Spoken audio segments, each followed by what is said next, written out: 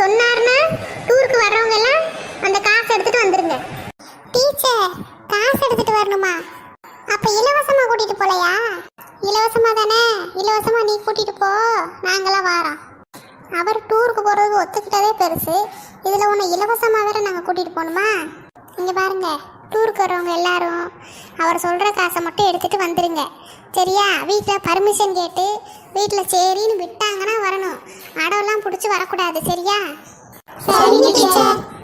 சரி, இப்போ உட்காந்து அப்போ படிங்க. எனக்கு ஆஃபீஸ் ரூமில் கொஞ்சம் வேலை இருக்குது, நான் போயிட்டு வந்துடுறேன்.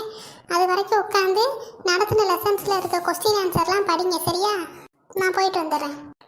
அப்படி போனதுக்கப்புறம் இப்படி சத்தம் கேட்டுச்சு, அவ்வளோதான், பார்த்துக்கங்க. சவுண்டு போடாமல் உட்காந்து படிக்கணும்.